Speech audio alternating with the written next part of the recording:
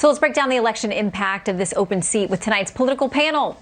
Democratic strategist Kevin Walling and Fox News contributors Katie Pavlich and Guy Benson. Welcome. Good to have all of you with us tonight. Hi, Shannon. Hey, Shannon. Good to see you.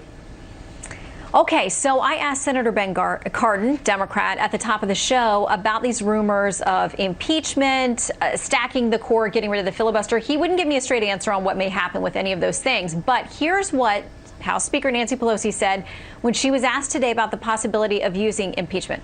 We don't have it. Okay, I'll tell you what she said. She said, we have our options. We have arrows in our quiver that I'm not about to discuss right now. Congressman Jim Jordan responded to her. He said, she says that she's going forward potentially with impeachment. I don't think the American people like being threatened. Katie, how do you see the potential discussion of another impeachment going over? Well, first, I don't know how they're going to put another impeachment case against the president up against the president simply fulfilling his constitutional duty to nominate someone to sit in the seat vacated by Justice Ruth Bader Ginsburg. The president is simply following precedent when it comes to nominations and appointments that have been made in presidential years in the past, and Democrats were threatening to use impeachment or other retaliatory practices simply because the president is doing his job really is quite something, whether it's those threatening violence and riots or whether it's public officials like Nancy Pelosi saying they're going to move forward with court packing and impeachment based on something the president has the absolute right to do and the duty to do on behalf of the American people. So, Kevin, earlier tonight, Senator Barrasso also joined us, a Republican, to talk about this press conference tonight with Senator Chuck Schumer, the top Democrat in the Senate, and Congresswoman Alexandria Ocasio-Cortez. He made the point, and I think we all know, that Senator Schumer does not like to share a spotlight, a microphone, a camera with anyone else. But it said a whole lot that that Congresswoman AOC was there with him and saying, listen, we got to make sure we entertained all of these possibilities. I mean, it was very clear that she thought everything should be on the table, much as he said it should be as well. How do you think that's going to play with Middle America? Yeah, it's a good question, Shannon. I watched you this morning on Fox News Sunday talking about the importance of this seat and the fact that Democrats, and you made the point, are really united. And you saw that tonight with the fact that Senator Schumer was sharing the stage with AOC in that press conference in New York City. The interesting thing to me is new polling out just in the wake of losing RBG on Friday night that shows that 62% of Americans want to see the next president appoint this justice, including half of Republicans.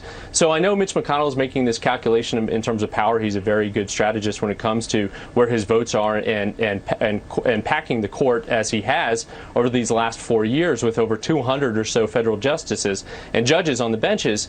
But again, it comes down to a political calculation, and if Republicans are losing ground in some of these Senate seats, it's anyone's question whether this is actually going to move forward.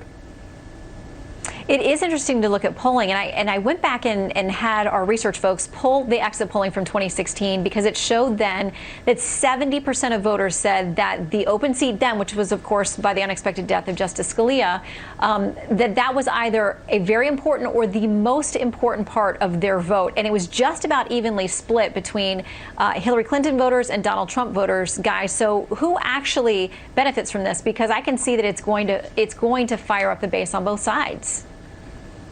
Yeah, it'll be hugely motivating on both sides. I would say this, if we're going to look at polling and public opinion, I think the polls that matter the most on this were the actual votes that were cast in 2016, which elected Donald Trump president, and then in 2018, after the Kavanaugh mess, one of the central issues of that campaign in Senate races was the Supreme Court, and Republicans expanded their majority. So those are the two entities that make this decision. The president gets to nominate, the Senate gets to give advice and consent, and in the last two elections where actual voters had their say, Donald Trump and the Senate Republicans won. So that's where we are right now politically. Katie made mention the constitutionality here is completely cut and dried. It is absolutely ironclad. The president has the right to nominate. The Senate can choose to entertain that nomination or not. With the opposite party in charge last time around, 2016, the Republican-held Senate decided not to. This time I think they might take a very different tack. And finally, I would just say the history here is also very important. There have been 29 times where in a presidential election year there's been a new vacancy on the Supreme Court in the history of the United States, 29. In all 29 of those cases, the president at the time nominated someone to fill that seat. And in the circumstances where that president and the Senate were controlled by the same party or members of the same party, in 17 out of those 19 cases, the result was confirmation. That's the relevant history. The Constitution is also very clear, and the people have spoken in 2016 and 2018. Yeah, it's been a long time. I want to say over a century, maybe in the 150-year range since we had an opening this close to a presidential election. I got to memorize those numbers because they'll come up a lot over the next few weeks. Kevin, Katie, and Guy, thank you all for being with us tonight. Thanks, Shannon. You bet. Thanks, Shannon.